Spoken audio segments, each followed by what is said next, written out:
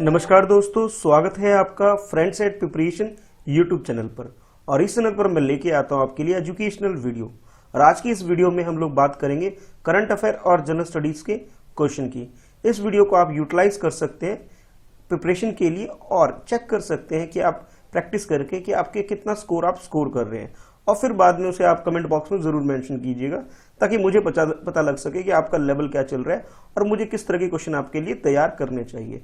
और आप भी इस तरह जांच सकते हैं कि भी आपको किन टॉपिक को रिवाइज करने की जरूरत है और किस टॉपिक पर आप आंसर इजीली दे पा रहे हैं। चलिए स्टार्ट करते हैं फिर इस वीडियो को। और हाँ, अगर आप पहली बार इस वीडियो को देख रहे हैं तो चैनल सब्सक्राइब कर लीजिए फ्रेंड्स एट प्रिपरेशन, और वीडियो को लाइक करिए और लास्ट में कमेंट करके जरूर बताइएगा कि आपका स्कोर कितना है, और मैं बाद में आपसे कुछ क्वेश्चन पूछूंगा, उसके आंसर भी आप जरूर बताइएगा। चलिए स्टार्ट करते हैं। Consider the following statements regarding contempt of court in India. हमारी कंट्री में कंटेम्प्ट ऑफ कोर्ट के रिगार्डिंग में ये क्वेश्चन आपसे पूछा गया है। तो इसका मतलब आप ये समझ गए कि ये क्वेश्चन जो आपसे पूछा जा रहा है ये पॉलिटी बेस्ड ये क्वेश्चन आपके लिए है। और इसमें आपके लिए ये फर्स्ट स्टेटमेंट है और उसके बाद नीचे ये सेकंड स्टेटमेंट है। ये दो स्टेटमेंट आपको दे दिए गए हैं। Criminal contempt is wilful disobedience to any judgment, decree, direction, order, writ और अदर प्रोसेस ऑफ कोर्ट। यानी कोर्ट ने कोई भी गाइडलाइन दे दी और या फिर ऑर्डर दे दिया या फिर कोई भी हियरिंग का अपने उसने रिप्लाई दिया, ठीक है, और उसके बाद वो किसी को कॉल करता है, अगर कोई उसे डिनाई करता है आने के लिए तो उसे कंटेम्प्ट ऑफ कोर्ट बोला जाएगा। और ये जो बोला जाएगा सिर्फ और सिर्फ क्रिमिनल मैटर के लिए बोला जाएगा, ऐसा बोला जा रहा है स्टेटमेंट 1 में। स्टेटमेंट 2 में आपसे बोला जा रहा है on finding guilty of contempt of court the court can only impose the fine. यानी कि अगर कोई कंटेम्प्ट ऑफ कोर्ट का दोषी पाया जाता है, गिल्टी पाया जाता है, तो उसे सिर्फ और सिर्फ उसके ऊपर इंपोज कर दिया जाएगा फाइन, यानी कि उसे फाइन देना पड़ेगा अगर वो कोर्ट में प्रेजेंट नहीं हो पाता है। तो अगर वो जानबूझ करके कोर्ट के किसी ऑर्डर का, रिट का या किसी भी तरह के डायरेक्शन जो कोर्ट की तरफ से है उसे फॉलो नहीं करता है तो उसे सिर्फ और सिर्फ फाइन दिया जाएगा।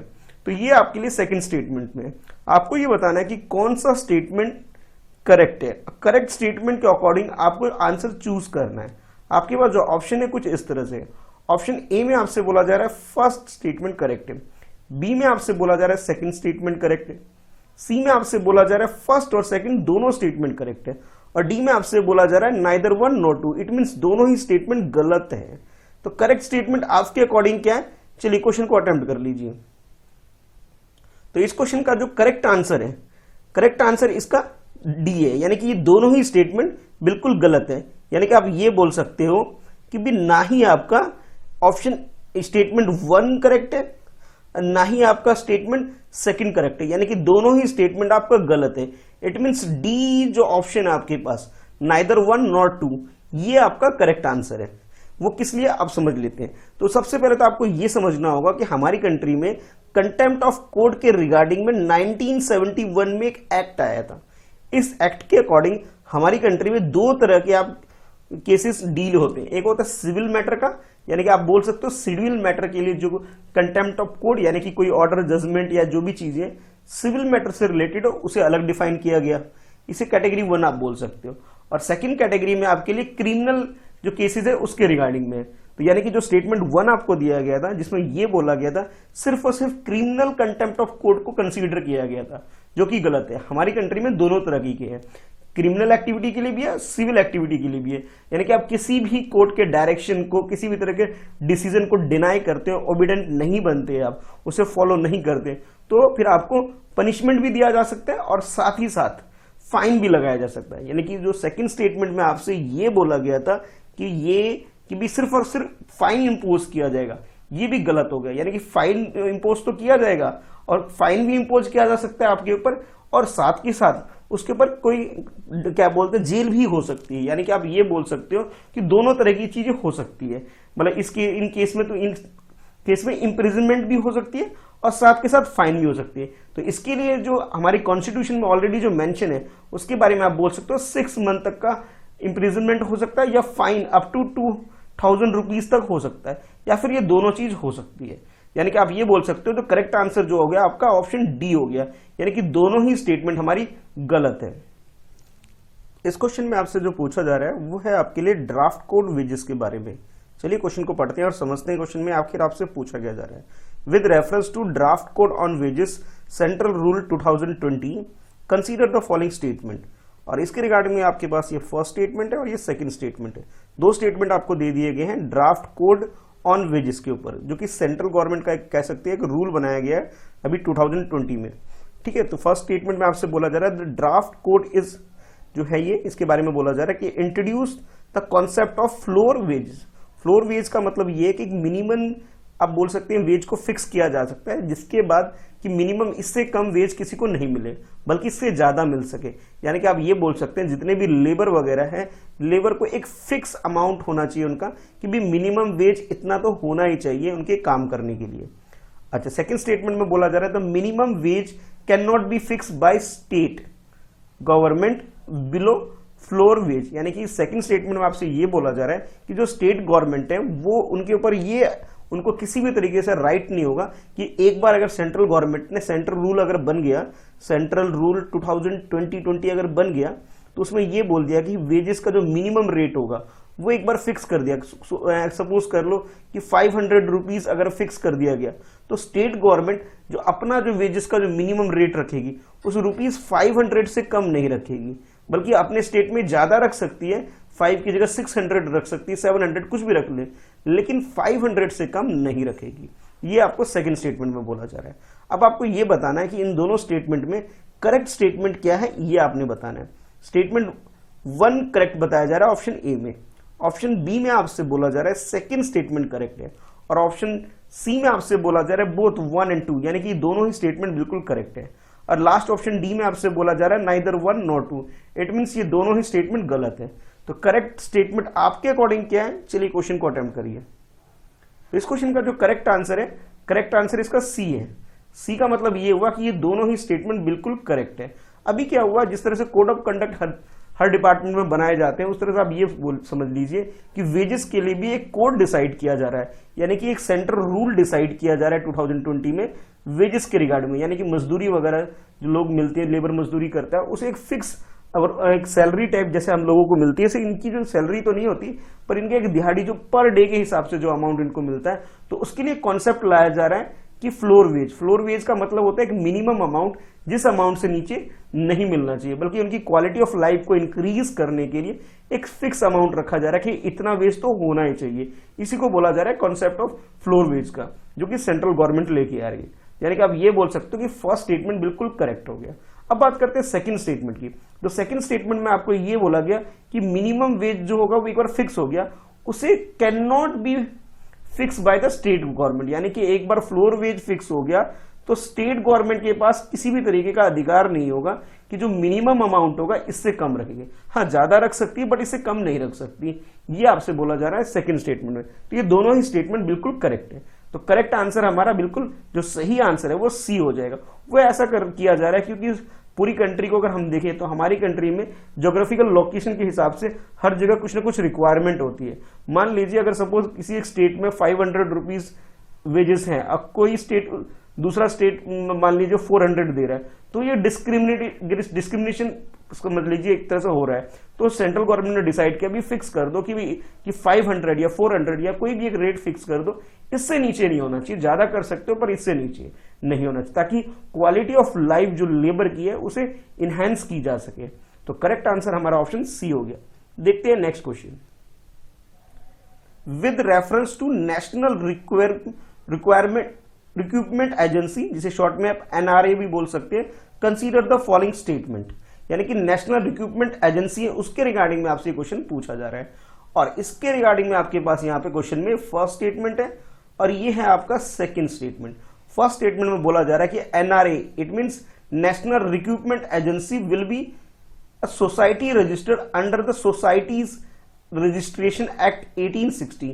1860 में जो रजिस्ट्रेशन एक्ट था सोसाइटी का, उसके अंदर इसे रजिस्टर्ड किया गया नेशनल रिक्रूटमेंट एजेंसी को। ये फर्स्ट स्टेटमेंट में बोला जा रहा है। सेकंड स्टेटमेंट में आपसे बोला जा रहा है it will conduct the common eligibility test CET for recruitments to all gazetted and non gazetted post in government and public sector bank. यानी कि हमारी कंट्री में जितने भी पब्लिक सेक्टर के बैंक है और जो आप कह सकते हो उसमें जो दो तरह की पोस्ट है, गैजेटेड पोस्ट भी और नॉन गैजेटेड पोस्ट भी है, तो सबके लिए एक एग्जाम कंडक्ट कराएगी ये एजेंसी जिसका नाम है नेशनल रिक्रूटमेंट एजेंसी। ये आपसे सेकंड स्टेटमेंट में बोला जा रहा है। ये दो स्टेटमेंट हो गए। अब आपको ये बताना है कि करेक्ट आंसर क्या है।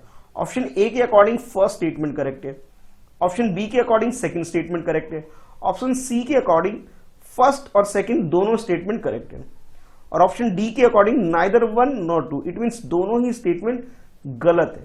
तो करेक्ट स्टेटमेंट आपके अकॉर्डिंग क्या है, चलिए क्वेश्चन को अटेम्प्ट कर लीजिए।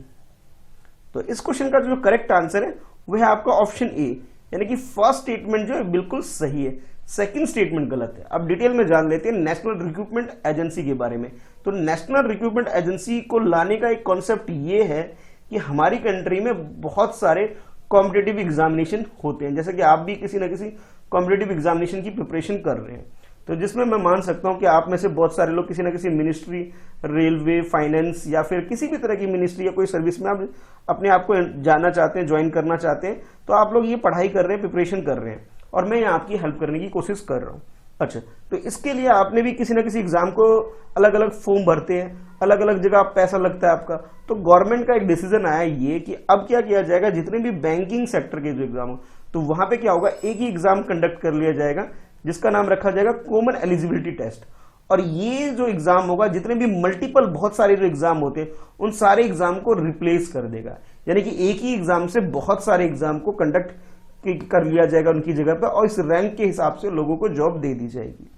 और ये जो प्रोग्राम लाया गया है ये दोनों तरह की किया, यानी कि आप ये बोल सकते हो जैसे आपको बोला जा रहा है कि ये गैजेटेड नॉन गैजेटेड दोनों तरह का जो बोला जाए, ये बात थोड़ा सा गलत हो गया इसके अंदर।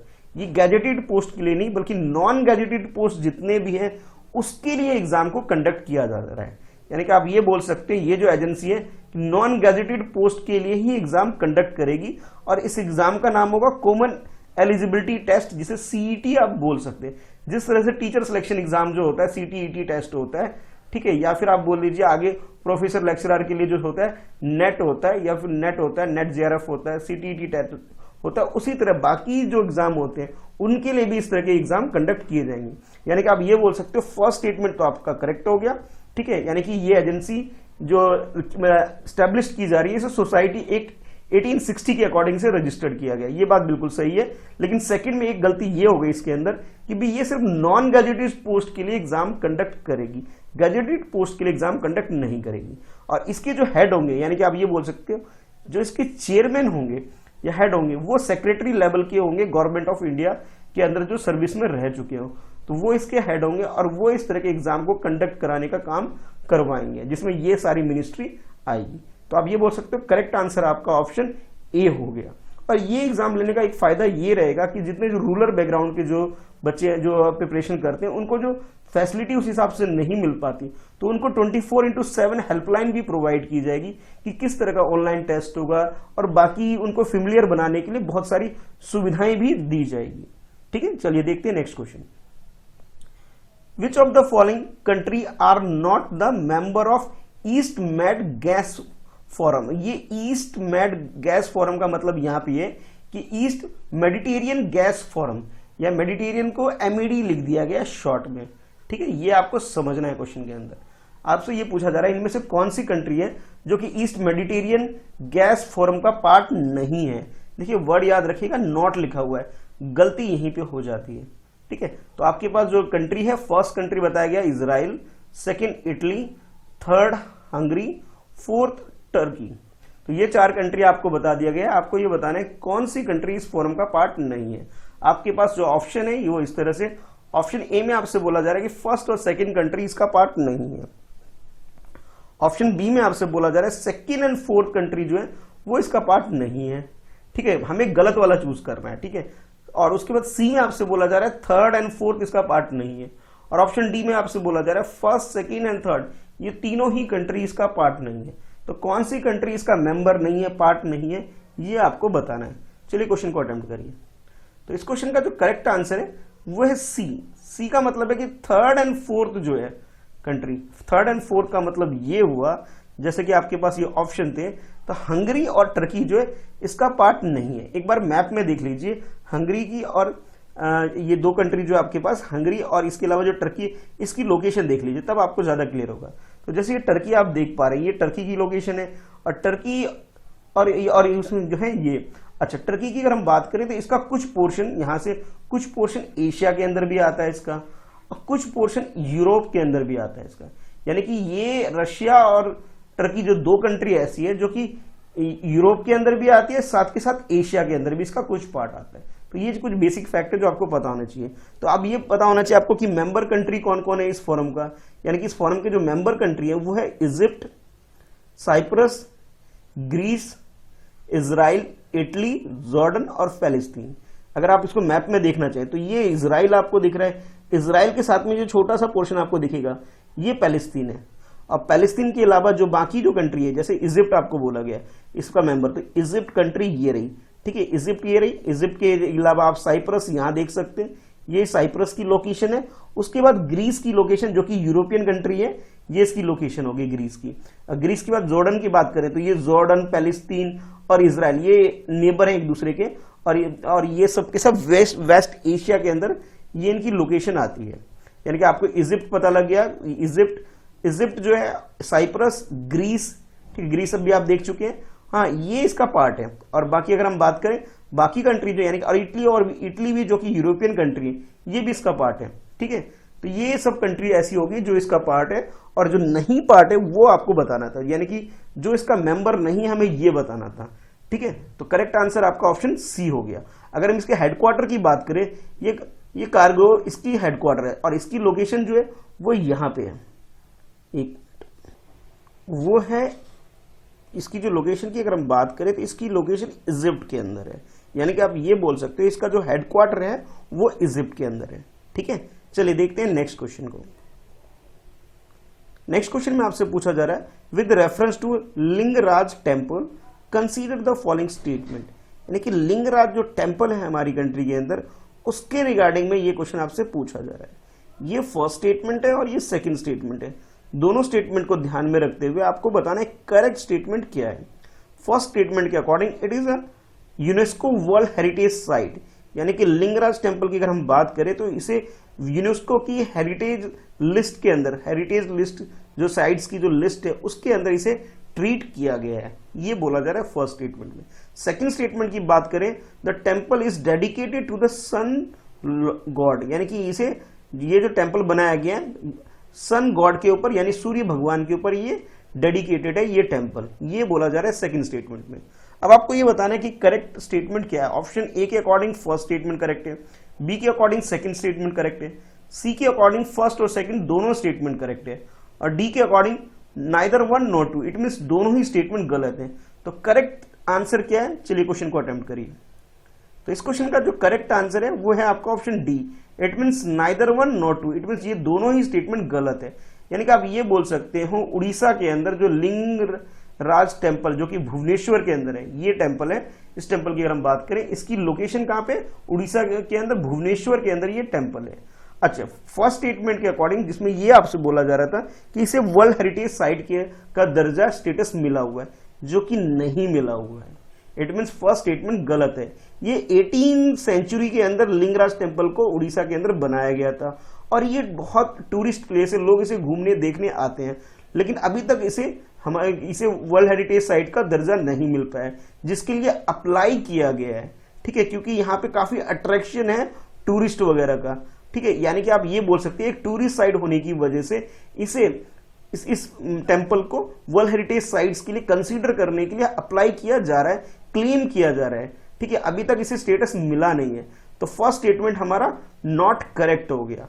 अब सेकंड स्टेटमेंट की बात करें जिसमें यह बोला गया था आपसे कि लॉर्ड सन को डेडिकेटेड है ये टेम्पल, जो कि गलत है। ये लॉर्ड सन को नहीं बल्कि लॉर्ड शिवा यानी शिव भगवान को डेडिकेटेड है ये टेम्पल, और ये कब बना था, 11th सेंचुरी में बना था। तो इट मीन्स ये हो गया कि दोनों ही स्टेटमेंट आपके गलत हो गए, फर्स्ट स्टेटमेंट भी गलत हो गए और सेकंड स्टेटमेंट भी गलत हो गए। तो करेक्ट आंसर आपका ऑप्शन डी हो जाता है। Consider the following statement with reference to inflation targeting by Reserve Bank of India. Reserve Bank of India, जिसे शॉर्ट में आरबीआई भी बोला जाता है, इसके द्वारा हमारी कंट्री में इन्फ्लेशन का क्या टारगेट रखा जाता है, इसके रिगार्डिंग आपसे ये क्वेश्चन पूछा जा रहा है। इस क्वेश्चन में आपके पास ये फर्स्ट और इसके बाद ये सेकंड दो स्टेटमेंट दे दिए गए हैं। फर्स्ट स्टेटमेंट में बोला जा रहा है determining the target for consumer price index CPI is part of monetary policy committee MPC of RBI, यानी कि मॉनेटरी पॉलिसी कमेटी जो आरबीआई की है उसके अंदर सीपीआई को डिसाइड किया जाता है। सीपीआई कंज्यूमर प्राइस इंडेक्स की मैं बात कर रहा हूं। सेकंड स्टेटमेंट में बोला जा रहा है inflation target is set by RBI on the annual basis, RBI इसे सेट करता है वो भी एनुअल बेसिस पे कि इन्फ्लेशन का टारगेट हमारी कंट्री में क्या होना चाहिए। और उसके बाद ये आपसे ये क्वेश्चन में ये पूछा जा रहा है कि ये दोनों स्टेटमेंट में से करेक्ट स्टेटमेंट क्या। ऑप्शन ए में आपसे बोला जा रहा है फर्स्ट स्टेटमेंट करेक्ट है, बी में बोला जा रहा है सेकंड स्टेटमेंट करेक्ट है, और सी में आपसे बोला जा रहा है कि फर्स्ट और सेकंड स्टेटमेंट दोनों करेक्ट है। और डी ऑप्शन में आपसे बोला जा रहा है neither one not two, means ये दोनों ही स्टेटमेंट गलत है। तो करेक्ट स्टेटमेंट आपके अकॉर्डिंग क्या है, क्वेश्चन को अटेम्प्ट करके आंसर बताइए। तो इस क्वेश्चन का जो करेक्ट आंसर है वो है आपका ऑप्शन ए। ए का मतलब है कि सिर्फ जो फर्स्ट स्टेटमेंट वो करेक्ट है, सेकंड स्टेटमेंट गलत है। कैसे, चलिए डिटेल में देख लेते हैं। हमारी कंट्री के अंदर जो मॉनेटरी पॉलिसी कमेटी है जिसे आरबीआई सेट करती है, ठीक है, गवर्नमेंट के साथ मिलकर के, यानी कि आरबीआई प्लस गवर्नमेंट दोनों मिलकर के हमारी कंट्री में कंज्यूमर प्राइस इंडेक्स को डिसाइड करती है।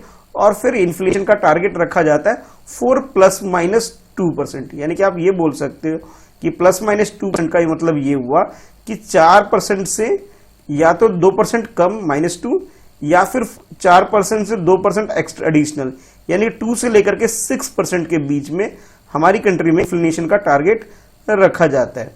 ठीक है, यानी कि जो फर्स्ट स्टेटमेंट है ये बिल्कुल करेक्ट है।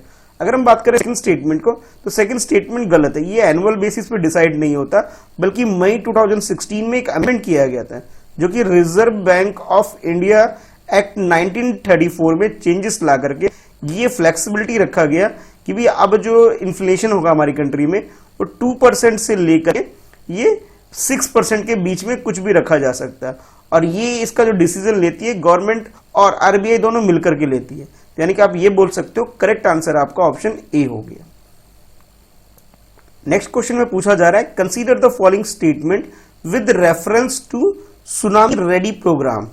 सुनामी रेडी प्रोग्राम के ध्यान में रखते हुए आपके पास ये स्टेटमेंट है, ये फर्स्ट स्टेटमेंट है और इसके अलावा ये सेकंड स्टेटमेंट है। और आपसे पूछा जा रहा है कि भी करेक्ट स्टेटमेंट क्या है ये बताओ।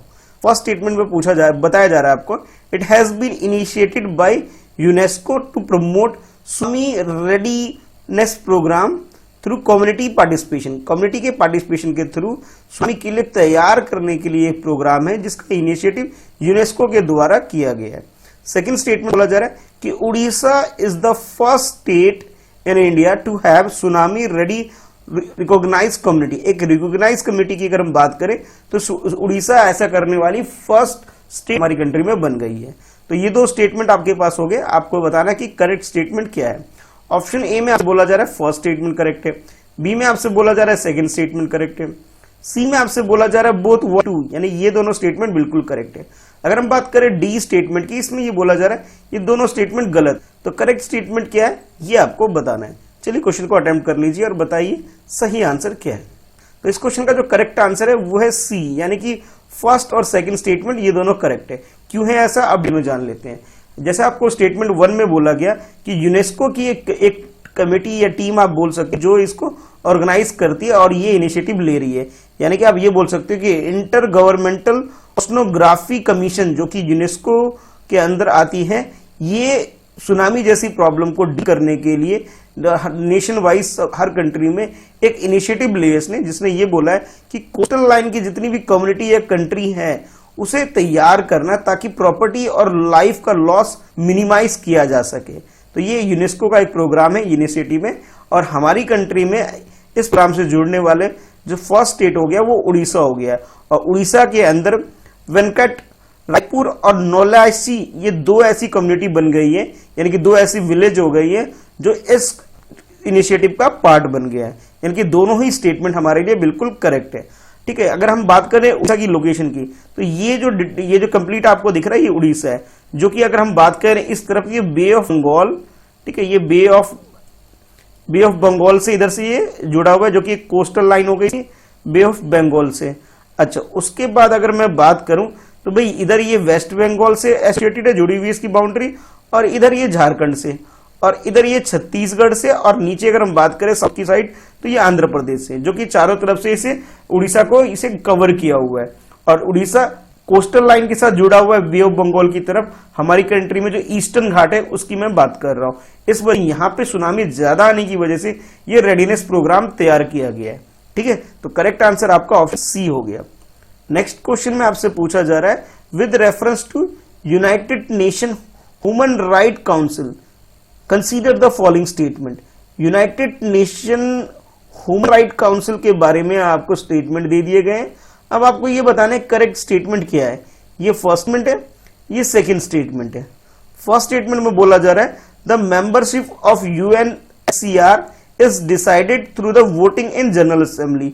जनरल असेंबली में वोटिंग के बेसिस पे इसके जो मेंबर है वो इलेक्ट होते हैं। ये फर्स्ट स्टेटमेंट में बोला जा रहा है। सेकंड स्टेटमेंट में बोला जा रहा है India has never got membership of UNHRC in human right commission. एक तरह से आप बोल सकते हैं यूनाइटेड नेशन का है, इसके अंदर इंडिया कभी भी इसका मेंबर नहीं बन पाया है।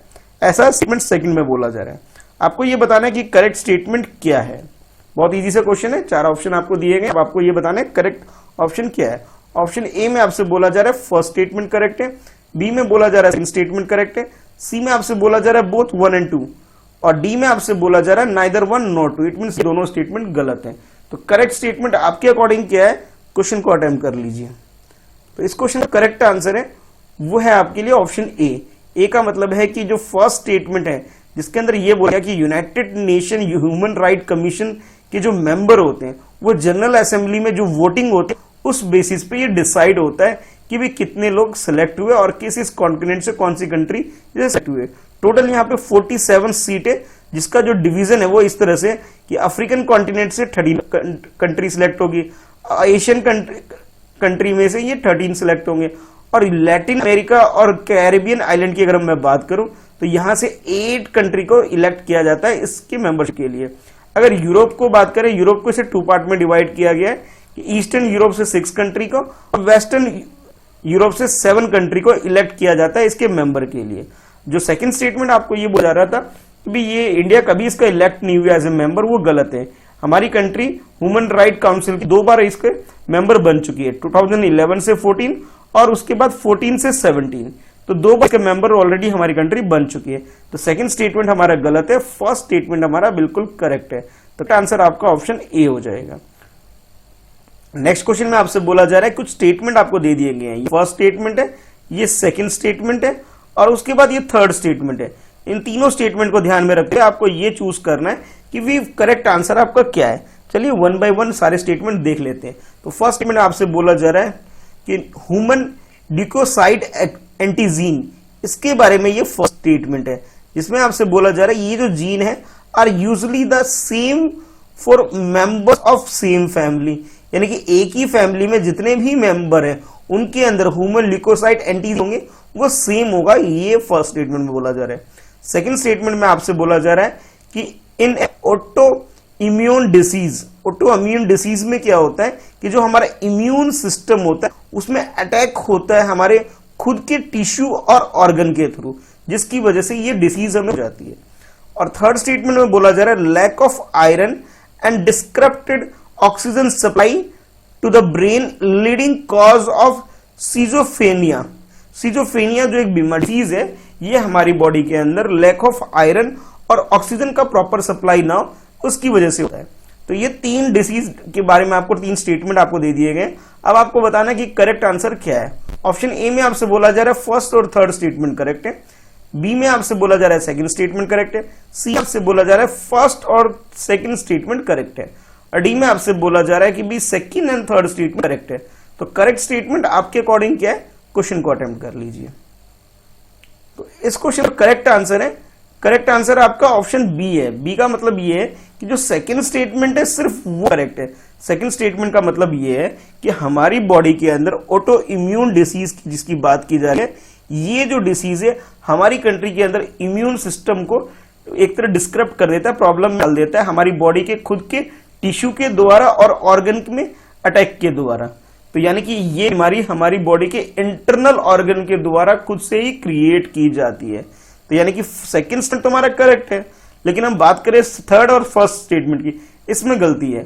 थर्ड स्टेटमेंट में ये आपको बोला गया कि भी हमारी बॉडी के अंदर जो एक और डिसीज के बारे में बात की जा रही थी कि भी ये जो डिसीज है जिसे सिफ्रोजेनिया जो बोला जा रहा है, ये इस डिसीज के बारे में बोला जा रहा है कि जब लैक ऑफ ऑक्सीजन होता है हमारी बॉडी के अंदर, यानी कि ऑक्सीजन की प्रॉपर सप्लाई नहीं हो या आयरन की कमी हो, तब ये डिसीज होता है। नहीं, ये स्टेटमेंट बिल्कुल गलत है। इस डिसीज के बारे में ये है कि अभी तक इसका जो मेन एग्जैक्ट रीजन या कॉज क्या है, ये अभी तक पता नहीं चल पाया है। ठीक है कि थर्ड स्टेटमेंट हमारा गलत हो गया। अगर हम बात करें फर्स्ट स्टेटमेंट की, जिसके अंदर आपसे ये बोला जा रहा था ह्यूमन ल्यूकोसाइट एंटीजीन के बारे में बोला जा रहा था कि हर एक मेंबर जो सेम फैमिली के है उसके अंदर ये जीन की जो सिमिलैरिटी होती है, नहीं, ये बात भी गलत है, बल्कि ये एक्सट्रीमली वेरिएबल होती है कि अलग अलग ह्यूमन बीइंग में ये अलग अलग ये जीन्स की कैरेक्टरिस्टिक्स होते हैं। यानी कि आप ये बोल सकते हो कि फर्स्ट और थर्ड स्टेटमेंट आपका गलत हो गया, सेकंड स्टेटमेंट करेक्ट है। इट मींस आपका ऑप्शन बी आपका सही आंसर है। अब देखते हैं नेक्स्ट क्वेश्चन। नेक्स्ट क्वेश्चन में आपसे बोला जा रहा है विच of the following mention personality, कुछ पर्सनैलिटी के बारे में आपको दिया गया नेम। अब आपको ये बताने कितने लोग जो है एसोसिएटेड है इसके अंदर बंगाल स्कूल ऑफ पेंटिंग से। तो बंगाल की जो स्कूल ऑफ पेंटिंग है वहां से कितने लोग एसोसिएटेड है ये आपको बताएं। तो फर्स्ट पर्सनैलिटी जो है उसमें ये है अविंद्रनाथ टैगोर। सेकंड स्टेटमेंट आपके पास नंदलाल बोस। थर्ड पर्सनैलिटी है सुनियानी देवी और फोर्थ पर्सनैलिटी है राजा रवि वर्मा। ठीक है, तो ये चार पर्सनैलिटी है जिनके बारे में आपको बताना है कि ये कौन कौन ऐसी पर्सनैलिटी है जो कि बंगाल स्कूल ऑफ पेंटिंग से जुड़ी हुई है। ठीक है, इसकी मैं बात कर रहा हूं। तो आपके पास ये चार ऑप्शन है और चारों ऑप्शन में से आपको करेक्ट आंसर आपका चूज करना है। ऑप्शन ए में बोला जा रहा है फर्स्ट और फोर्थ स्टेटमेंट करेक्ट है। ऑप्शन बी में आपसे बोला जा रहा है second and third statement correct है। और ऑप्शन सी में आपसे बोला जा रहा है third and fourth statement correct है। और ऑप्शन डी में आपसे बोला जा रहा है 1 2 3 स्टेटमेंट जो है वो करेक्ट है। तो करेक्ट आंसर आपके अकॉर्डिंग क्या है ये आपको बताना है। ठीक है, चलिए क्वेश्चन को अटेम्प्ट कर लीजिए। तो इस क्वेश्चन का जो करेक्ट आंसर वो है आपका ऑप्शन डी। डी का मतलब ये हुआ कि फर्स्ट सेकंड थर्ड तो ये करेक्ट है, फोर्थ पर्सनैलिटी जो है वो गलत है। फोर्थ पर्सनैलिटी का मतलब ये है, मैं बात कर रहा हूं जो लास्ट में आपको जो पर्सनैलिटी दी गई थी राजा रवि वर्मा।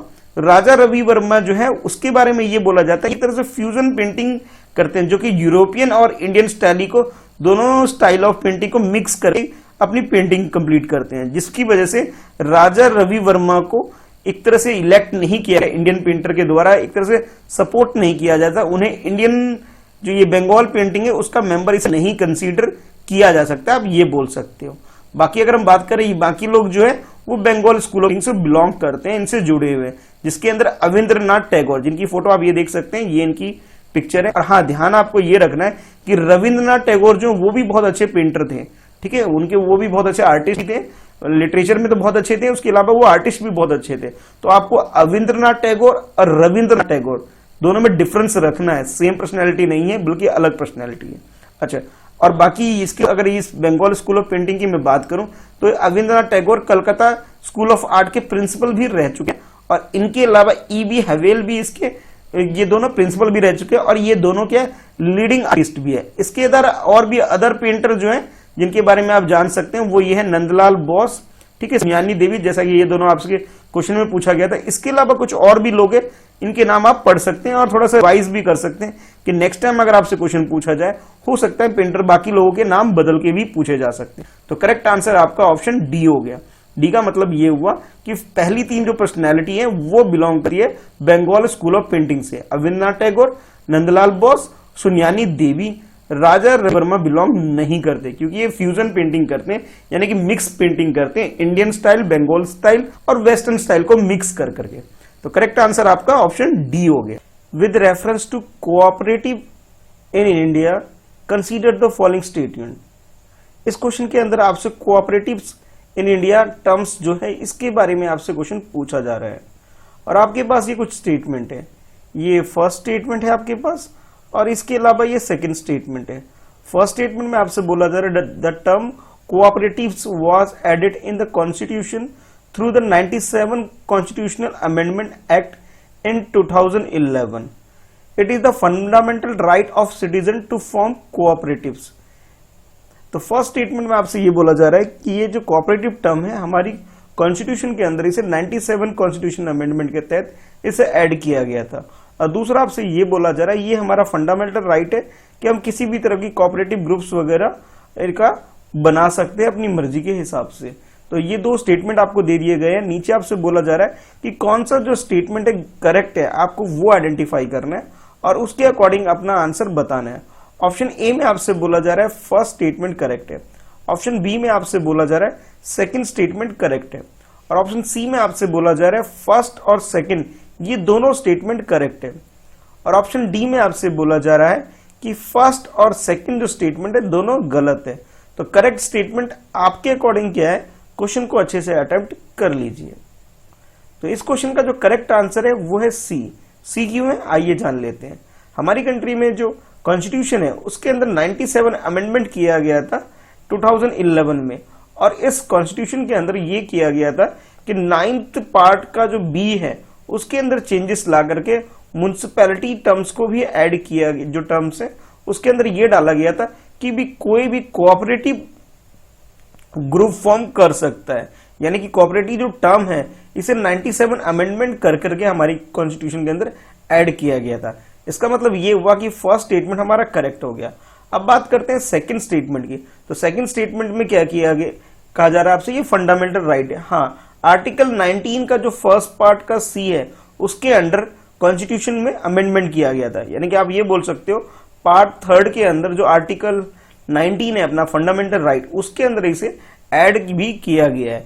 यानी कि अब ये हमारा फंडामेंटल राइट है कि हम किसी भी तरह की कोऑपरेटिव टर्म्स या ग्रुप फॉर्म कर सकते हैं, ये हमारा फंडामेंटल राइट है। और साथ ही साथ इसे डीपीएसपी यानी कि directive principles of state policy part 4 में भी चेंजेस ला करके इसे चेंज किया गया था। यानी कि आप ये बोल सकते हो कि आर्टिकल 43B के अंदर डीपीएसपी के अंदर इसे चेंज किया गया था। उसके बाद आर्टिकल 19 का जो फर्स्ट पार्ट का सी है, ठीक है, यानी कि आप ये बोल सकते हो कि भी ये फंडामेंटल राइट जो है हमारे उसके अंदर भी इसे चेंज लाया गया था, पार्ट जो कि पार्ट थर्ड के अंदर आता है हमारा फंडामेंटल राइट की। अगर मैं बात कर रहा हूं तो डीपीएसपी जो कि पार्ट 4 के अंदर है उसके अंदर चेंज ला करके, यानी कि 97 अमेंडमेंट एक्ट के तहत इसे चेंजेस करके इसे हमें फंडामेंटल राइट भी प्रोवाइड किया गया है। तो करेक्ट आंसर आपका सी हो जाएगा ऑप्शन। चलिए देखते हैं नेक्स्ट क्वेश्चन। नेक्स्ट क्वेश्चन में आपसे पूछा जा रहा है विच of the following countries share the boundaries with Lebanon. Lebanon के साथ कौन कौन सी कंट्री बाउंड्री शेयर करती है वो आपको बताना है। तो सीरिया, इजराइल, साइप्रस और जॉर्डन, ये कुछ कंट्री के नाम आपको दे दिए गए हैं। आपसे पूछा जा रहा है कि भी कौन सी ऐसी कंट्री है जो लेबनान के साथ अपनी बाउंड्री शेयर करती है। तो आपके पास जो ऑप्शन कुछ इस तरह से है। ए में आपसे बोला जा रहा है फर्स्ट और सेकंड जो कंट्री के नाम है वो बाउंड्री शेयर करती है। बी में आपसे बोला जा रहा है सेकंड एंड थर्ड जो है वो बाउंड्री शेयर करती है, और सी में आपसे बोला जा रहा है थर्ड एंड फोर्थ कंट्री जो वो शेयर करती है, और लास्ट ऑप्शन डी में आपसे बोला जा रहा है फर्स्ट, सेकंड एंड थर्ड ये तीनों कंट्री बाउंड्री शेयर करती है लेबनान से। अभी रिसेंटली लेबनान में जो अटैक हुआ था, बॉम्ब ब्लास्ट हुआ था, काफी मेजर नुकसान जो कंट्री में हुआ था, उस वजह से ये क्वेश्चन आपके लिए इंपॉर्टेंट हो जाता है, ठीक है। और इस वजह से इसकी लोकेशन से रिलेटेड आपसे ये क्वेश्चन पूछा भी जा सकता है। चलिए क्वेश्चन को अटेम्प्ट कर लीजिए। इस क्वेश्चन का जो करेक्ट आंसर है, करेक्ट आंसर इस क्वेश्चन का है ऑप्शन ए। ऑप्शन ए का मतलब है जो फर्स्ट और सेकंड कंट्री है।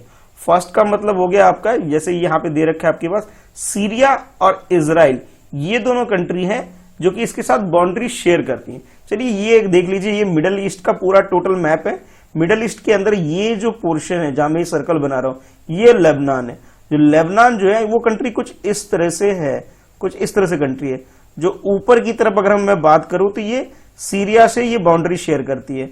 अगर मैं नीचे की तरफ बात करूं तो नीचे की तरफ ये इजराइल से बाउंड्री शेयर करती है, यानी कि ये तो आपका इजराइल हो गया, और ये जो है आपका सीरिया, ये जो पोर्शन हो गया आपका सीरिया हो गया।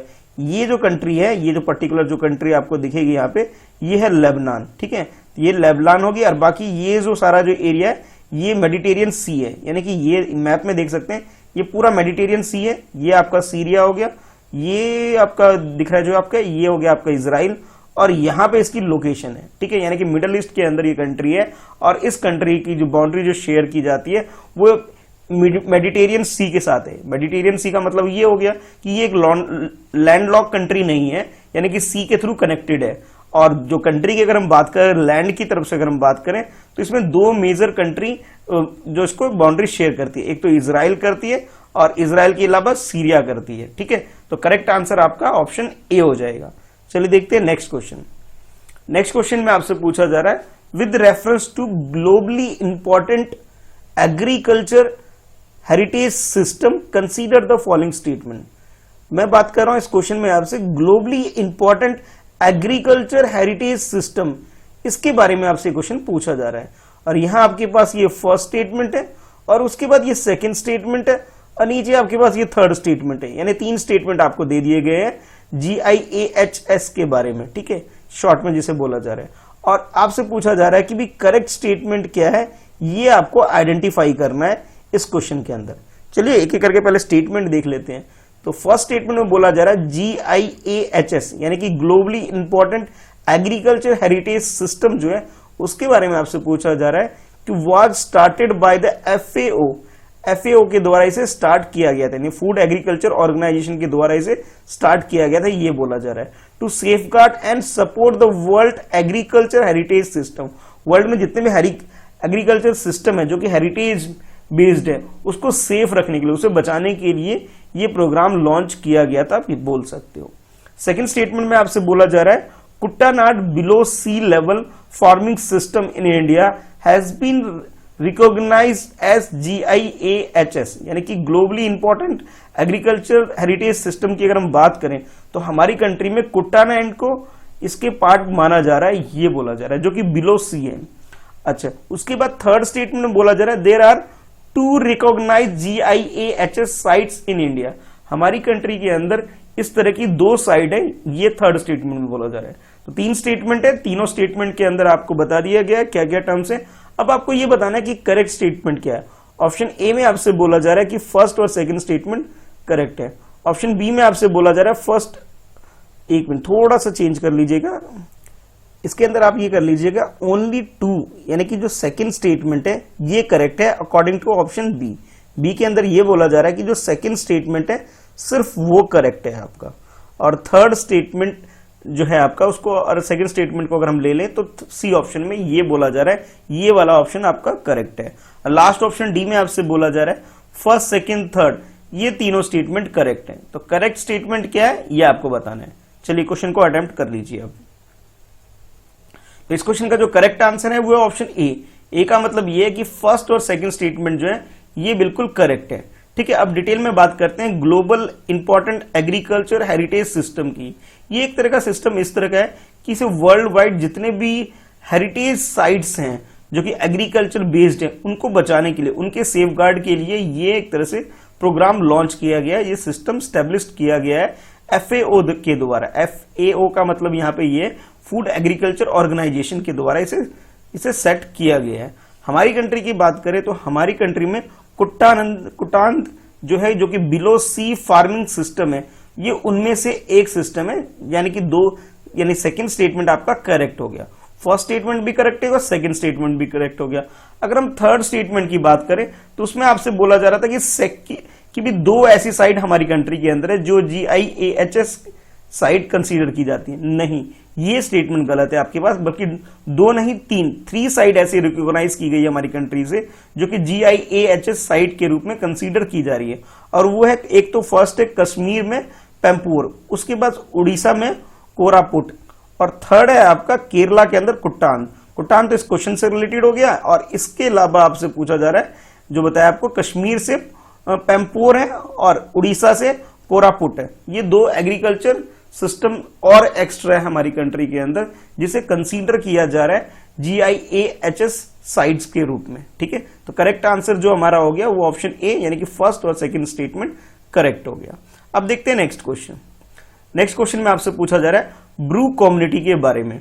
Bru community was recently in the news in which geographical area, ये किस एरिया से बिलोंग करती है ब्रू कम्युनिटी, इसके बारे में आपसे क्वेश्चन पूछा जा रहा है। ऑप्शन ए में आपसे बोला जा रहा है ये नीलगिरी के आसपास का जो एरिया है वहां से बिलोंग करती है।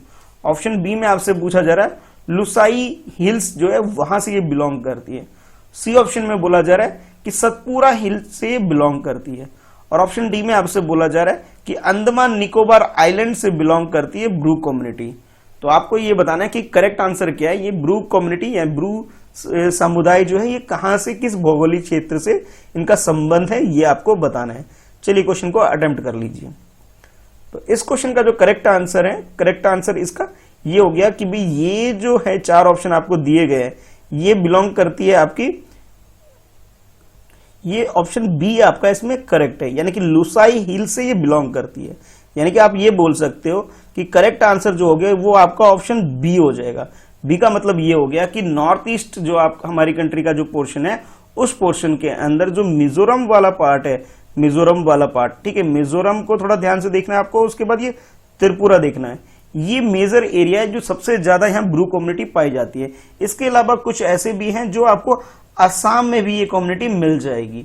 यानी कि आप ये बोल सकते हो कि अगर मैं बात करूं ब्रू, जिसका एक और नाम है रेंग बोल सकते हो, ये जो कम्युनिटी है एक इंडिजिनियस कम्युनिटी है नॉर्थ ईस्ट हमारी कंट्री की। और नॉर्थ ईस्ट में त्रिपुरा, मिजोरम और असम, ये जो 3 स्टेट हैं सबसे ज्यादा इस कम्युनिटी के लोग यहाँ पे रहते हैं। ये एक वनरेबल ट्राइबल कम्युनिटी है हमारी कंट्री के अंदर। मेनली जो ये जो कम्युनिटी है ये बिलोंग करती है मिजोरम से, यानी कि मिजोरम के अंदर जो लुसाई हिल है, ठीक है, लुसाई हिल जो मिजोरम के अंदर है वहां से ये बिलोंग करती है। और 1997 में ये जो कम्युनिटी है ये यहां से माइग्रेट होकर दूसरी जगह ये चली गई थी। यानी कि ये कुछ लोग, कुछ जो पोर्शन जो लोग जो है इसके वो त्रिपुरा में शिफ्ट हो गए थे, अब कुछ आसाम में जाकर के शिफ्ट हो गए थे, यानी कि अलग अलग जाके शिफ्ट हो गए थे। अभी रिसेंटली क्या है कि त्रिपुरा के बीच में और अब मिजोरम के बीच में एक डिस्प्यूट सा चल रहा है कि भी जो त्रिपुरा वाले लोग हैं इसे यहाँ रहने नहीं देते, यहाँ से भगा देते हैं। यानी कि अलग अलग स्टेट में जब ये जाते हैं तो इनको एक तरह से रहने नहीं दिया जाता, इसे इंडिजिनस नहीं कंसीडर किया जाता है। इस वजह से राइट्स वगैरह भी होने लग गए थे। तो इस वजह से ये वाली जो कम्युनिटी है काफी न्यूज में है।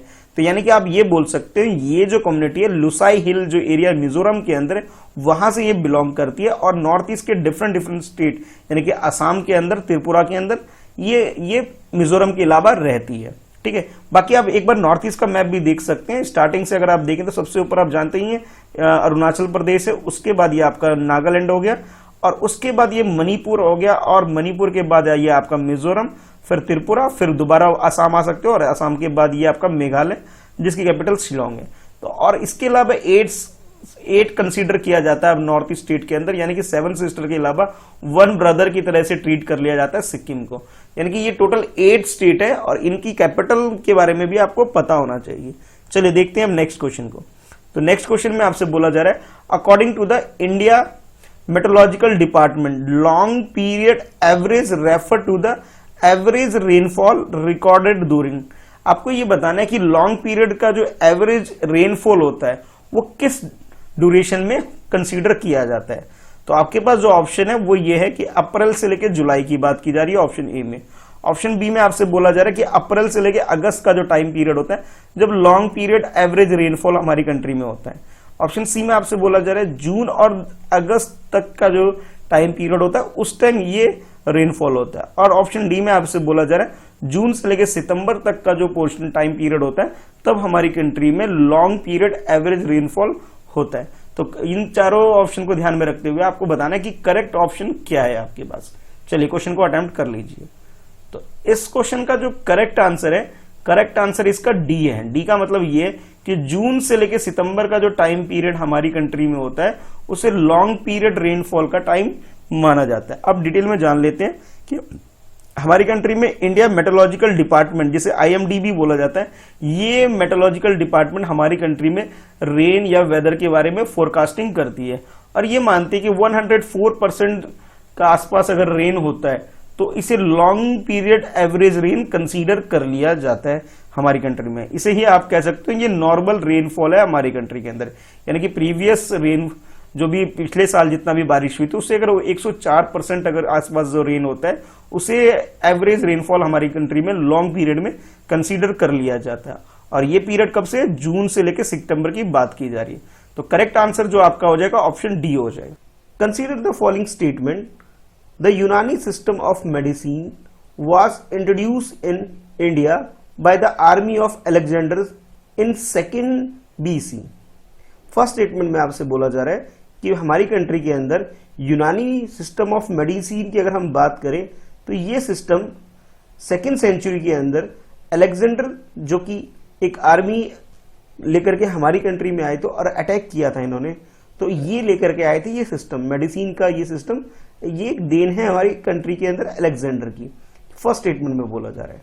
सेकंड स्टेटमेंट में आपसे बोला जा रहा है रोवा Rigpa is a Tibetan system of medicine, यानी कि ये भी एक तरह का मेडिसिन सिस्टम है जहां पे इलाज किया जाता है रोवा रिगपा, और ये तिब्बतन सिस्टम ऑफ मेडिसिन आप बोल सकते हैं इसको। ये आपका सेकंड स्टेटमेंट है। तो ये दो स्टेटमेंट आपके लिए क्वेश्चन में हो गए। अब आपको ये बताना है कि इन दोनों स्टेटमेंट में से करेक्ट स्टेटमेंट कौन सा है। तो आपके पास जो ऑप्शन है कुछ इस तरह से है। ऑप्शन ए में आपसे बोला जा रहा है फर्स्ट स्टेटमेंट करेक्ट है, ऑप्शन बी में आपसे बोला जा रहा है सेकंड स्टेटमेंट करेक्ट है, ऑप्शन सी में आपसे बोला जा रहा है फर्स्ट और सेकंड दोनों ही स्टेटमेंट करेक्ट है, और ऑप्शन डी में आपसे बोला जा रहा है neither one not two, it means दोनों स्टेटमेंट गलत है। तो करेक्ट स्टेटमेंट आपके अकॉर्डिंग क्या है ये आपको चूज करना है इन चार ऑप्शन में। तो क्वेश्चन को अटेम्प्ट करिए और आंसर बताइए। तो इस क्वेश्चन का जो करेक्ट आंसर है वो है आपका ऑप्शन बी।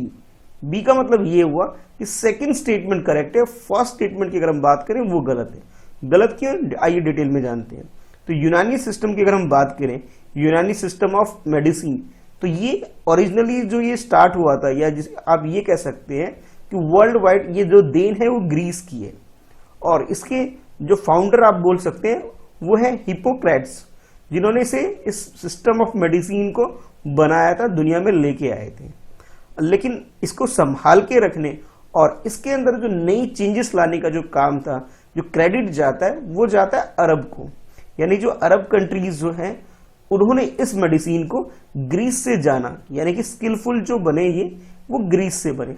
और उसके बाद इस स्टाइल ऑफ मेडिसिन के अंदर जो भी लिटरेचर था, जो भी नॉलेज थी, उन्होंने ग्रीक लैंग्वेज से इसे कन्वर्ट करके अरेबिक में लिखा पहले से, और फिर इस मेडिसिन को संभाल के रखा सिस्टम को, और साथ ही साथ एक्सपेरिमेंट करते हुए से इसकी जो क्वालिटी को इनरिच किया, काफी बढ़ाया, और अपना भी इसमें कुछ कुछ कंट्रीब्यूशन भी इन्होंने दिया।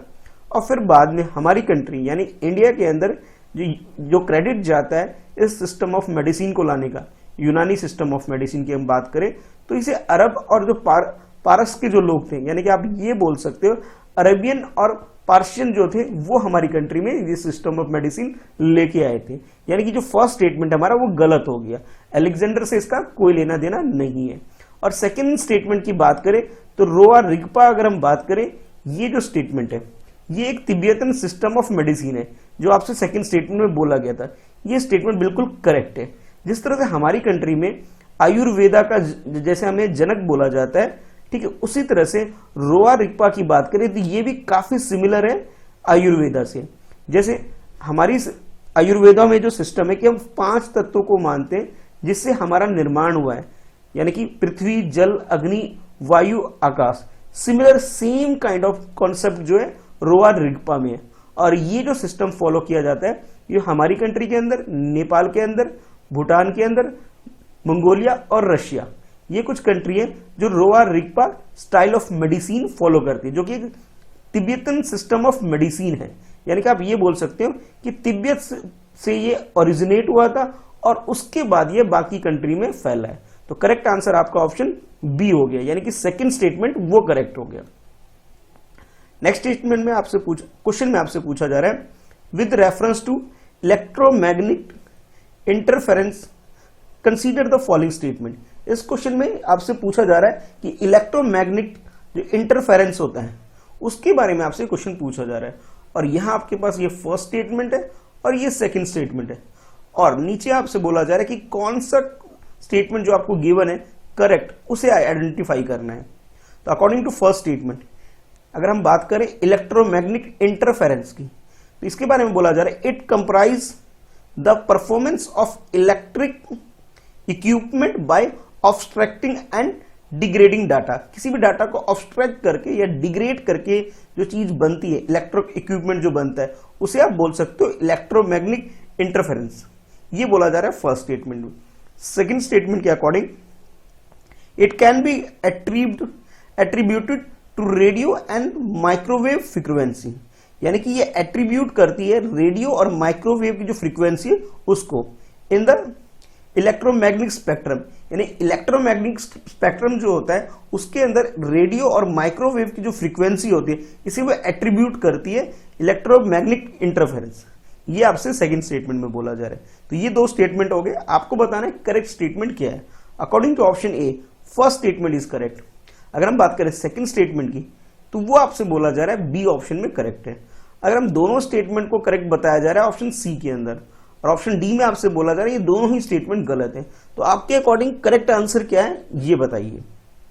तो इस क्वेश्चन का अगर करेक्ट आंसर की बात करें तो वो है आपका ऑप्शन सी, यानी कि ये दोनों ही स्टेटमेंट बिल्कुल करेक्ट है। इलेक्ट्रोमैग्नेटिक इंटरफेरेंस की अगर हम बात करें तो जैसे सबसे पहले जो इसके इमिशन की बात करें तो ये एक किसकी वजह से जो होता है वो यही है कि जब हम किसी भी इलेक्ट्रॉनिक जो प्रोडक्ट है या कोई सामान है, इक्विपमेंट है, उसके अंदर जब डिस्ट्रीब्यूशन होता है, इलेक्ट्रॉनिक का किसी डिस्ट्रीब्यूशन होता है डिफरेंट पीसेस में, ठीक है। तो यानी कि जो फर्स्ट स्टेटमेंट आपको जो बोला गया था कि इलेक्ट्रोमैग्नेटिक इमिशन जो होता है वो उसे क्या करता है, दूसरे प्रोडक्ट को अनदर पीस में उसे डिवाइड कर देता है, यानी कि फर्स्ट स्टेटमेंट हमारा करेक्ट हो गया। अगर हम बात करें सेकंड स्टेटमेंट की तो सेकंड स्टेटमेंट में आपसे ये बोला गया था कि ये ऑब्स्ट्रैक्ट करके और डिग्रेड करके डाटा को कंप्लीटली रिमूव भी कर सकता है, यानी कि आप ये बोल सकते हैं कि ऑब्स्ट्रैक्ट और डिग्रेड करके ओपन स्पेक्ट्रम में ये डाटा को कंप्लीटली रिमूव हो जाता है इससे, यानी कि दोनों ही स्टेटमेंट जो हमारे हो गए वो बिल्कुल सही है, यानी कि करेक्ट आंसर आपका ऑप्शन सी हो गया। नेक्स्ट क्वेश्चन में आपसे पूछा जा रहा है consider the following statement regarding national disaster management plan, short में बोला जा रहा है NDMP। और आपके पास ये कुछ स्टेटमेंट है, ये फर्स्ट स्टेटमेंट है, ये सेकंड स्टेटमेंट है और नीचे ये थर्ड स्टेटमेंट है। According to first statement it provide the framework and direction to the government agency for phase of disaster management cycle, यानी कि ये जो डिजास्टर मैनेजमेंट जो प्लान है आपके लिए, नेशनल डिजास्टर मैनेजमेंट प्लान, इसके बारे में बोला जा रहा है कि ये जो गवर्नमेंट होता है उसको एक डायरेक्शन प्रोवाइड करती है गवर्नमेंट को, और गवर्नमेंट की जो एजेंसीज होती है कि किस तरह से आप डिजास्टर जैसी चीजों को किस तरह से मैनेज कर सकें जब इस तरह का फेज हमारे सामने आता है। यानी कि आप ये बोल सकते हो अर्थक्वेक या फिर कोई भी सुनामी या कोई भी नेचुरल कैलेमिटी जब आती है तो किस तरह से उसे डील करना है, उस तरह से काम कैसे करना है, उसके लिए एक डायरेक्शन का एक फ्रेमवर्क है according to first statement. Second statement में बोला जा रहा है the aim of plan is to be disastrously lessen the damage caused during and in the aftermath natural disaster, यानी कि नेचुरल डिजास्टर की बात करें यानी कि जो जितनी भी नेचुरल कैलेमिटीज होती है तो उसके टाइम पे कोई कॉज होने वाली क्या प्रॉब्लम हो सकती है, सिर्फ उसी को फोकस किया जाता है ये नेशनल डिजास्टर मैनेजमेंट प्लान के अंदर। ये बोला जा रहा है सेकंड स्टेटमेंट के अंदर। अगर हम बात करें थर्ड स्टेटमेंट तो इसमें बोला जा रहा है through this plan India has aligned strategy with the Sendai framework for disaster risk management 2015 to 2030। 2015 से लेकर के 2030 तक के लिए इंडिया ने एक प्लान के लिए साइन किया हुआ, एक स्ट्रेटेजी बनाई हुई इंडिया ने, हमारी कंट्री ने जो साइन की थी उन्होंने एक सेंडई फ्रेमवर्क को, उसको फॉलो करते हुए। तो ये तीन स्टेटमेंट आपके लिए हो गए। अब आपको ये बताना है जो गिवन स्टेटमेंट है करेक्ट स्टेटमेंट कौन सा है इसमें।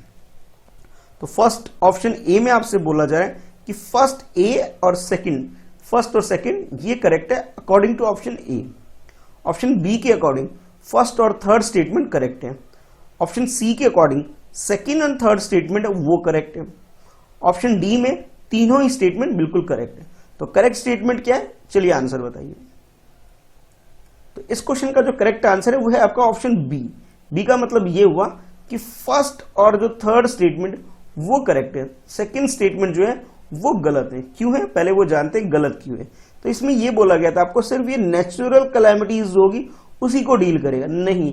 अगर हम बात करें national disaster management plan, short में NDMP भी आप बोल सकते हैं, ये ऑल फेज किसी भी तरह का डिजास्टर, चाहे ह्यूमन मेड हो या नेचुरल हो, किसी भी तरह का डिजास्टर हो, उसको डील करने के लिए एक फ्रेमवर्क है और ये डायरेक्शन प्रोवाइड करता है गवर्नमेंट एजेंसीज को, यानी कि हर तरह की प्रॉब्लम को डील करने के लिए, ठीक है, चाहे वो नेचुरल हो या फिर ह्यूमन मेड हो, किसी भी तरह की का हो। यानी कि सेकंड स्टेटमेंट इस वजह से गलत हो गया। फर्स्ट स्टेटमेंट आपका बिल्कुल सही है, जो कि फ्रेमवर्क है गवर्नमेंट एजेंसीज के लिए। अच्छा, अब बात करें थर्ड स्टेटमेंट की, तो थर्ड स्टेटमेंट में आपसे ये बोला गया था कि हमारी कंट्री ने सेंडई फ्रेमवर्क को, जो कि डिजास्टर रिस्क रिडक्शन से रिलेटेड है, यानी कि जिस तरह के डिजास्टर होते हैं इसको कम से कम किया जा सके, इसके लिए स्ट्रेटेजी बनाने के लिए हमारी कंट्री ने 2016 में इसे नेशनल डिजास्टर मैनेजमेंट प्लान को लेके आई, जो कि 2015 to 30 इस प्लान का पार्ट है। यानी कि थर्ड स्टेटमेंट जो है हमारा बिल्कुल करेक्ट हो गया। और इस प्लान को सबसे पहले 2016 में लाया गया था, बाद में इसे 18 में और फिर 19 में, इसमें 16 में भी थोड़ा बहुत इसमें अपडेट किया गया था। इनिशियली इसे 2016 में लेके आया गया था इस प्लान को, एनडीएमपी को, फिर बाद में इसमें कुछ मॉडिफिकेशन करके इसके बेटरमेंट के लिए कुछ चेंजेस भी किया गया था। तो करेक्ट आंसर हमारा ऑप्शन बी हो गया। फर्स्ट और थर्ड स्टेटमेंट बिल्कुल करेक्ट है। नेक्स्ट क्वेश्चन आपके लिए, consider the following statement with reference to स्वदेशी माइक्रो प्रोसेसर चैलेंज। ये एक चैलेंज है, इसके बारे में आपसे क्वेश्चन पूछा जा रहा है। ये फर्स्ट स्टेटमेंट है, ये सेकंड स्टेटमेंट है, आपको बताना है कि भी करेक्ट स्टेटमेंट कौन सा है। तो चलिए वन बाय वन दोनों स्टेटमेंट देख लेते हैं। According to first statement, the challenge seeks to invite innovator and startups to make indigenous microprocessors. जितने भी आप इलेक्ट्रॉनिक डिवाइस यूज करते हैं जिसके अंदर प्रोसेसर यूज होता है, तो माइक्रो प्रोसेसर हमारी कंट्री के अंदर ज्यादातर तो क्या होता है, हम लोग इंपोर्ट करते हैं, बाहर से मंगाते हैं, ठीक है। तो उसके लिए वो बोला जा रहा है कि हमारी कंट्री में एक चैलेंज रखा गया है कि भी हम बाहर से ना मंगवा करके इसे अपनी कंट्री में डेवलप करें खुद का, इसीलिए वो टर्म यूज किया है इंडिजिनियस माइक्रो प्रोसेसर के लिए एक चैलेंज रखा गया है। ये आपसे बोला जा रहा है फर्स्ट स्टेटमेंट के अंदर। सेकेंड स्टेटमेंट में बोला जा रहा है, it has been announced by the NITI Aayog under the Atal innovation mission. यानी कि ये जो चैलेंज है, इस चैलेंज के अंदर नीति आयोग ने इसे अनाउंस किया है और अटल इनोवेशन मिशन जो है वो इसका पार्ट है, उसके अंदर ये काम किया जा रहा है। तो आपको बताना है करेक्ट स्टेटमेंट क्या है। तो according to option A first statement correct है, बी के अकॉर्डिंग सेकंड स्टेटमेंट करेक्ट है, सी के अकॉर्डिंग बोथ फर्स्ट और सेकंड दोनों स्टेटमेंट करेक्ट है। अगर हम बात करें डी की, तो इसमें बोला जा रहा है दोनों ही स्टेटमेंट गलत है। तो करेक्ट स्टेटमेंट आपके अकॉर्डिंग क्या है, चलिए क्वेश्चन को अटेम्प्ट करिए। अगर हम बात करें क्वेश्चन के आंसर की, तो ये दोनों ही स्टेटमेंट यानी फर्स्ट और सेकंड दोनों ही स्टेटमेंट गलत हैं। अब गलत क्यों, ये जान लेते हैं। तो सबसे पहले ये जो चैलेंज रखा गया है कि माइक्रो प्रोसेसर खुद का डेवलप करना हमारी कंट्री के अंदर, ये चैलेंज जो रखा गया है ये हमारी कंट्री में रिसेंटली आत्मनिर्भर भारत जो एक चैलेंज लाया गया, कॉन्सेप्ट लाया गया है ताकि हमें बाहर से कुछ इंपोर्ट ना करना पड़े, तो उस प्लान के तहत इसे इस चैलेंज को दिया गया है। यानी कि आप ये बोल सकते हैं स्वदेशी माइक्रो प्रोसेसर जो चैलेंज है ये आत्मनिर्भर भारत का एक पार्ट है, ठीक है। और इसके अंदर क्या है, जितने भी स्टार्टअप से इनोवेटर से उनको इनवाइट किया गया, चैलेंज दिया गया है। और इसी बीच आईआईटी मद्रास और CDAC यानी कि आप इसे बोल सकते हो full form centre for development of advance computing, इन्होंने ये चैलेंज को एक्सेप्ट किया और इस तरह का प्रोसेसर डेवलप भी किया है, ठीक है। ये यानी कि आप ये बोल सकते हो फर्स्ट स्टेटमेंट आपका गलत हो गया। सेकंड स्टेटमेंट की अगर हम बात करें तो इसे नीति आयोग ने इसे इनिशिएटिव को नहीं लिया, इस प्रोग्राम को अनाउंस नहीं किया, बल्कि ministry of electronic and information technology इन्होंने इस प्रोग्राम को अनाउंस किया है, जिसका नाम है स्वदेशी माइक्रो प्रोसेसर चैलेंज, ठीक है। जो कि हमारी कंट्री में एक इकोसिस्टम हो जाए, स्टार्टअप के लिए एक अच्छा इन्वायरमेंट क्रिएट हो जाए, लोग यहाँ इनोवेशन से रिलेटेड रिसर्च डेवलपमेंट का काम करने लग जाए। कहने का मतलब है हमारी कंट्री में रिसर्च एंड डेवलपमेंट R&D से रिलेटेड जो प्रोसेस है ये स्टार्ट हो जाए हमारी कंट्री में, इस मोटिव को रख करके इस चीज का अनाउंसमेंट किया गया था। यानी कि दोनों ही स्टेटमेंट गलत हो गए, यानी ऑप्शन डी आपका आंसर हो गया। नेक्स्ट क्वेश्चन में आपसे पूछा जा रहा है with reference to digital quality of life यानी कि DQL इंडेक्स के बारे में, consider the following statement. DQL यानी कि डिजिटल क्वालिटी ऑफ लाइफ के बारे में आपसे क्वेश्चन पूछा जा रहा है और यहां आपके पास की कुछ स्टेटमेंट दे देगी।